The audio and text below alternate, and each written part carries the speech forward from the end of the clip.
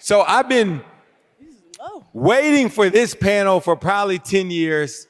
I'm extremely interested personally in the intersection of Black student athletes' experiences internationally. And so we got a fabulous panel here of three folks who both played college sports, but also are professional athletes abroad. So super excited. We got Destiny, we got Nafisa, and we got Lala. Can we give them a round of applause?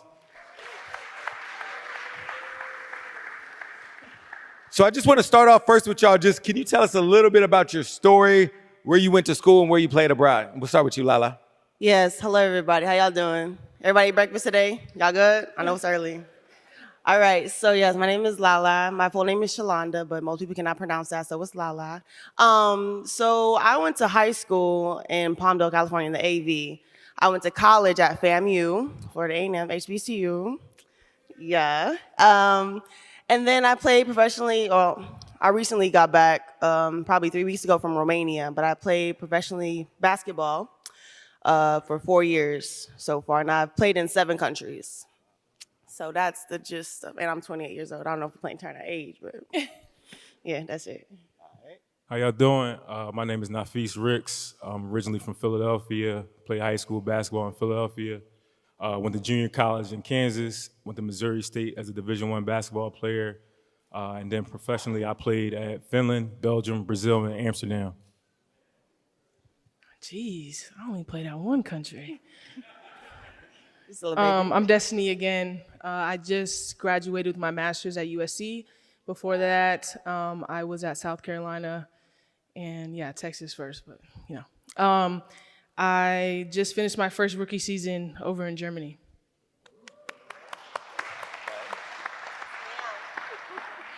So I want to talk about that transition. I know personally I wasn't a student athlete, but my transition out of college was rough.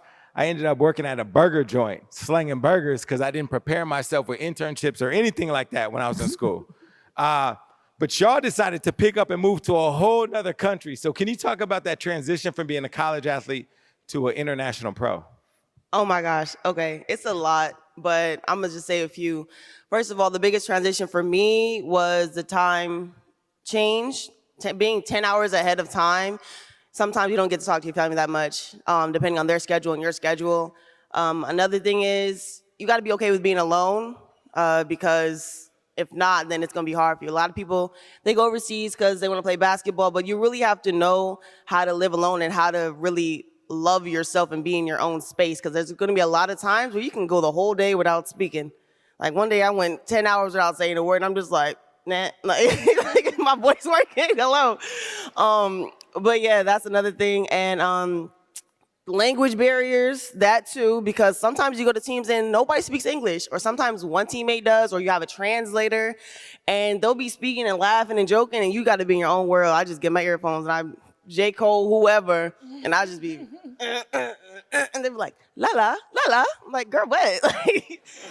So like, yeah, I be in my own world, but it depends on you and what you like to do, and you really gotta be comfortable with yourself and being alone. And also, last thing, go ahead and venture as much as you can, because you're in a foreign country, and not a lot of people get to do that, okay? These teams are paying for your everything. They pay the rent. All you gotta pay is for your groceries. Sometimes, not even that. Sometimes they give you 2 meals a day from whatever restaurant you want. So it depends on which team. But my number one thing is you have to be okay with being alone and being in your own space. Yeah, and I'll follow up with that, because that was the number one thing that I struggled with. And those who know me, I'm a really independent person. I'm really chill, so I'm okay with being alone, or so I thought. And I've been overseas before. I've been to China and Italy, and so I was excited. Immediately when I touched down, I called my agent, called my dad, I said, I'm going home. I was like, I can't do this. And it was just the reality of like, okay, I just touched down in another country, and I'm gonna have to be here for 8 months with no family, meeting new people, new language, everything. And to keep it a buck, I cried every single day, like day in, day out, went to sleep, 4 o'clock in the morning, would sleep during the day. And I didn't know if I was gonna make it. I was like, yeah, this might not be for me. I'm gonna have to figure out, my next flight back home. And, you know, a lot of people, Dr. Moore, I talked to him a lot about it. And, you know, I just had to realize like, hey, this is just one step in the journey. And, you know, obviously I made it past that and was able to overcome it, but it's not easy. And it's definitely a challenge. It's a challenge to your mental. You know, if you're not strong there, if you don't have anyone to talk to about that, it can definitely bring you down. It almost made me, you know, quit basketball because I was like, this ain't it. Like, I don't know nobody out here. And another thing is hardly any black people, for real. So they just all stare at you in amazement. You walk around the city, they're like, where'd you come from, you know? So you stand out like a sore thumb overseas. And so I would just reiterate, you know, I was not prepared to be alone as much as I was. So Destiny, real quick though, like where did you find, you was there for 8 months, where did you find the strength to push forward? I couldn't even tell you. I picked up new hobbies, started playing the game. Just you try to find things that occupy your time because you are literally, you go to workouts and you come back home and that is it. There's nothing else on your schedule. And, you know, you have to realize, like, hey, you can't just sit yourself in this room locked up. My apartment didn't have a living room, so I was constantly in my apartment room all the time. And, you know, Europe is walkable. You can go walk and do things. But in the beginning, I didn't want to do anything. I didn't want to talk to nobody. I just wanted to hoop. I just wanted to figure out a way, you know, for me to overcome this little slump because I'm telling you, it was rough. Like, I'm not even a crier, and I cried day in, day out, every single day. And so, you know, it was just I guess it was a mentality switch that I was like, you know what? Once basketball started and practices started, it got a little better because I was able to, you know, put my focus somewhere else. But in those beginning, like I was there a week before all of my other teammates. And so in that beginning week, I didn't figure it out at all. All right, thank you. What about you, Nafis? I think the biggest thing for me as I transitioned was imposter syndrome. That I believed that I was a professional, and what was my why? I think when you go overseas, everybody wants to become a pro, but I was playing for $250 a month. A lot of people lie about their contracts. If you see somebody's contract and they say, "Oh, I'm making $80,000 at their first year," that's probably a lie unless you had a Power 5 school. For me, I just wanted that title. Growing up in Philadelphia, I didn't really have nobody to look at because it was so competitive. When you're talking about basketball, that was my outlet to get out. So the transition of being in a cold country where it's negative 50 degrees and they gave me a bike to ride in the snow to get to the practice and not a car, I was kind of like, I don't know about this. I faked sick for a week so I wouldn't have to go outside because I was so lonely. It wasn't no Netflix or anything like that. So I was really isolating myself. And mentally, I never been in a position like this before. So I struggled. Everybody assumed going overseas is an easy transition. The style of basketball is totally different. It's totally different. It's not the same. It's physical, but they call a lot of fouls on American, and they expect you to be the LeBron and give you peanuts on a dollar. Mm-hmm. So I would tell each and every one of you, know your why when you want to go professional, and understand this is a business. They're going to get everything out you, or they're going to cut you, whether you're good or bad or indifferent. Okay. Mm-hmm. So y'all talked about some of the challenges with the transition, but what are some of you did multiple seasons, so clearly something was working for y'all. Like, what did you enjoy about the experience? What were the pros? I would say the pros was culture. Brazil was one of the countries that I felt most connected to. At the time I had curly hair. I lost it now. I seen black folks out there and they treated me like I was one of them. So it was very comforting to see, and they cared about family. The one thing that I noticed about being overseas, you get to see how people live. They assume Americans are spoiled and things of that nature, and sometimes we are with materialistic things, but when you go over there, it wasn't about materialistic things. So I honored that, and I entrenched myself into their culture. I didn't try to force myself to try to act like, oh, I'm American, I'm this, I'm better, and things of that nature. So it really stuck with me to just involve and entrench myself into that culture of Brazil. For me, very similar to him, but I was in countries where I feel like the only black person in the city, in the country, whatever this is, the region, I don't know. And then for some reason they thought I was Beyonce. So I'm like, I'll be that. I will be that. But yes, so for me, I'm very like spontaneous. I'm the type to, oh, you want to go? Let's go. I'll get on a train and I will travel 2 hours just to go somewhere for 2 hours and come back. Like, doesn't matter. But for me, one of the pros is, like you said, the culture, eating their food. I learned about 4 or 5 languages.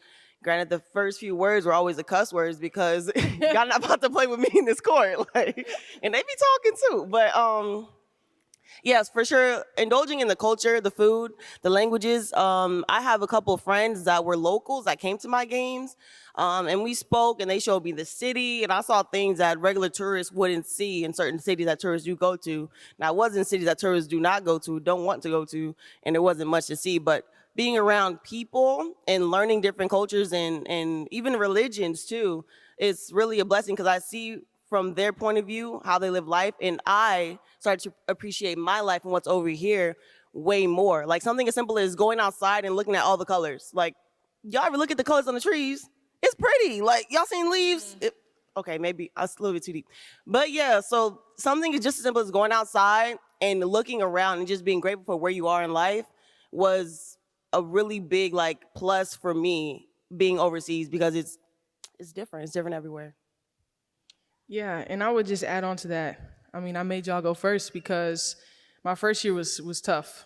So, I had to reflect in the couple seconds that they were talking. And honestly, like, just being able to travel for free. You travel in the world, and at the end of the day, there's very few people that get to, play professional sports in general. So just finding the positive in, every negative situation or every tough situation.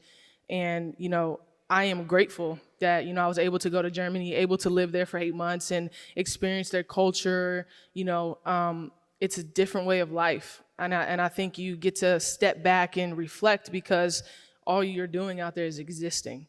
You don't have many obligations to do. And so, I don't think we realize, how impactful existing can be. And so I would definitely say that is probably my number one pro, besides, playing really, really well over there. So a couple of y'all brought up blackness, right? So what is it like to be black abroad, and which country shows black people the most love? Brazil, clearly. Clearly. Well, for me, just Brazil for sure, because it was all dark skinned, and you've seen like the colorism and the racism within Brazil too as well. You've seen the poverty, you see the rich folks on different sides, but the shades of color. But I value that because it's the perception. Everybody thinks black people are monolithic, and it's diversity within blackness. So for me, Brazil was the country that I felt most connected to, and I still have relationships in that country where I still talk to those people. For me, every country I went to is, like he said, like it's a colorist thing. Maybe Turkey or Spain. But what I learned in Spain, I thought I was gonna go to Spain and see people like Brazil. Like, there's black people in Spain. No, there's not. But there's Dominicans, and I found like a little community of Dominicans. They're like, when we saw you, we thought you was Dominican. I said, I can be. Primo. So that type of community kind of took me in, and they showed me around the city and what's it they like. Lala, out here, we're like how you guys are in America. Like, they don't like our skin tone. So I had a lot of looks, even in Spain, and they're looking at me like, I'm also 6'3", so that could be the problem. But either way, I'm used to people stare at me in America, so it doesn't matter. But yeah, it's probably Spain and Turkey. Turkey's they're very like, hello, and very nice and love to dance. And so, yeah, I fit in pretty well there. Shoot, Germany is, you're accepted and you're not. They're not blatantly racist to you. They do stare at you a lot, so get used to it. If you're traveling abroad, get used to it. They're gonna stare at you. I waved a couple times, they didn't even wave back. I was like, what do y'all want? Y'all staring at me.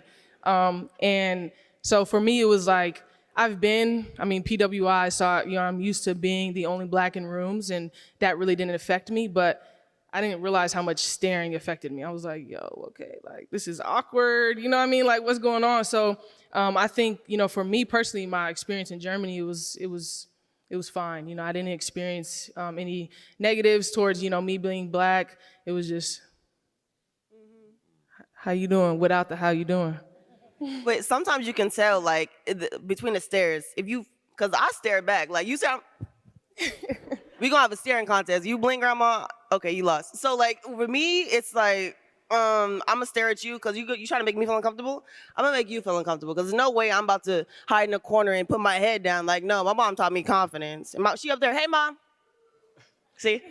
So my mom taught me confidence. So it's no way I'm about to go to any country and let anybody make me feel uncomfortable where I'm sitting at. That's not happening. But the difference between the stares, there's like a curiosity stare, and then there's like a I hate you stare. And they just be, and it's usually the older people because they like back in their ways or whatever. And I be staring at them too, so I don't really care. Okay. So when I was in college, I studied abroad 3 times, and since I've been to, I think, 38 or 39 countries. Like, I'm a big believer in internationalism, getting abroad. And I think most importantly, because every time I go abroad, yes, I'm learning about this country and their people, but I'm really learning about myself. And I'm learning about America, and I'm learning about blackness and power. And so for you all, what did you learn about yourself throughout your international experiences? Oh man. Well, we didn't have therapists overseas. That wasn't a thing. The big thing that I took away from myself is like that isolation, and nobody's gonna be there for you like yourself.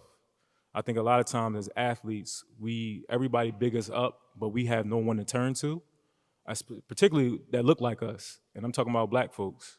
We supposed to be heroic, superhuman, and especially international. You're getting paid this money, the expectation is super high. So for me, I had a lot of major breakdowns playing overseas because I felt like I was comparing myself to other folks that I played against, dudes who was in different countries, and I'm like, I'm paying for $250 a month just to say I'm a professional.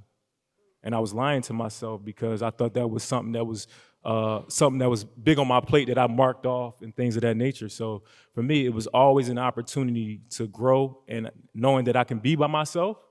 But it was very difficult at times to just compartmentalize of what I was going through and what I was feeling on a day-to-day basis.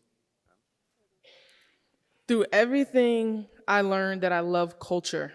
I love immersing myself in different cultures. You know, the American culture is completely different. And when you allow yourself to be open and to learn how someone else lives, it'll change the way you live when you come back to America. I had fun doing it. I was trying foods I didn't like, I liked, learning words. And it's just the aspect of being able to travel, being able to say, hey, I experienced something other than America, because I feel like, especially as a Black community, we don't have the resources to study abroad, to go overseas, and it's really difficult for us to do that. And so if you have the opportunity, when you have the opportunity, take it and fully immerse yourself in it. Because when you do that, listen, you'll learn a whole bunch of things about yourself, about the culture. You'll have international connects, friends, et cetera. And I think that matters more than, trying to stay in your comfort zone and, I'm just gonna hang out with my friends. Like, try to talk to new people. For the most part, Europeans are very friendly. They are. You speak to them, they'll speak to you. They always say good morning, always, at least in Germany. So that was definitely a culture shock. Here, we'd be like, man, I just woke up. Like, don't talk to me. So yeah, just fully, immersing myself was definitely, something that I enjoyed the most. For me, I learned that I love myself. Like, I love being by myself, and sometimes too much, because when I come back home and everybody's like, hey, where you doing? Where you going? Come over here. Sometimes I got to step away from parties and go sit in the car, and be like, okay, I need a 5-minute break, and it turns to 30 minutes and turns to an hour. And like, I'll be like, okay, do I have social anxiety now? Because I didn't live with myself for, 8 months at a time, and I come home for maybe 4 months and then go back. So it was just like, okay, this is different, and I'll have to learn how to switch on and off.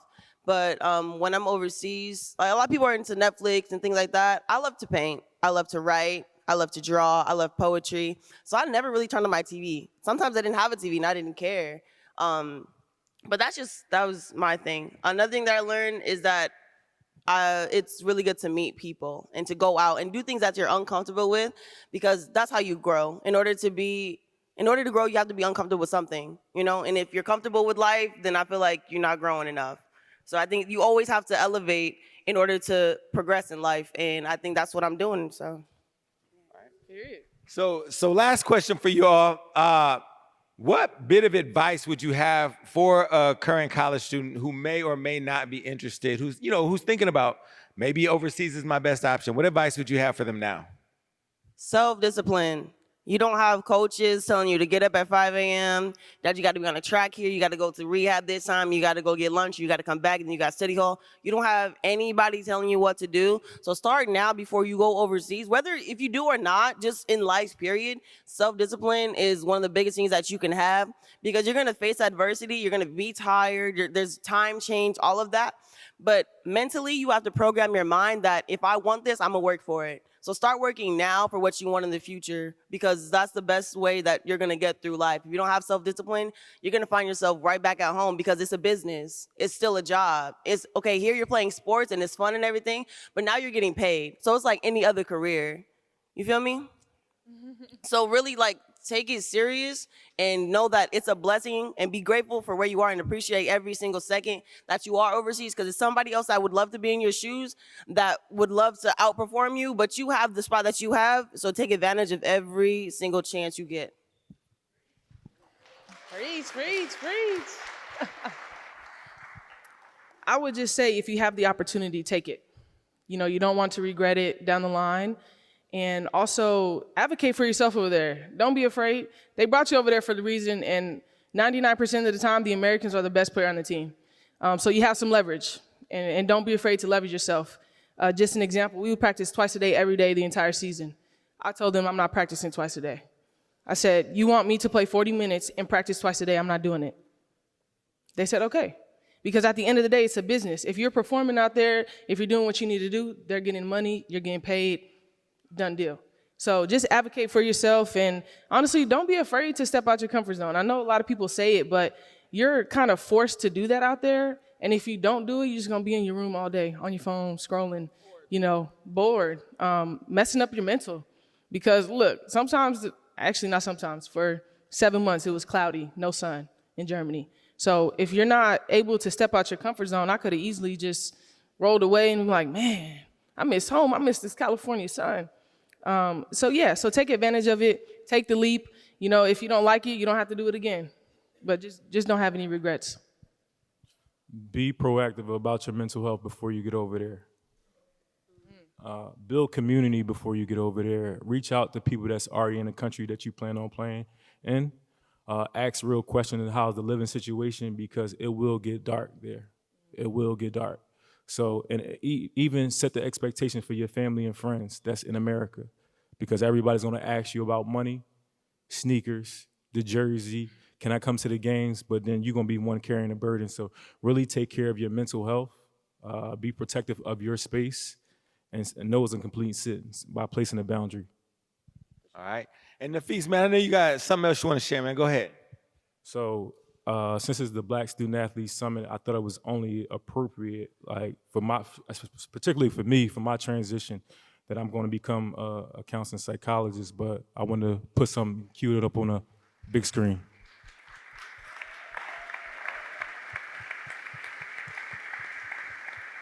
You could play the video. They not like us. They not like us. They not like us. I ain't even supposed to be here. Monster on the beat, Debo in rap. He a free throw, man down, call like Amber Lambs. Tell him leave, bro. Nella to the cross, he walk around like Tizo.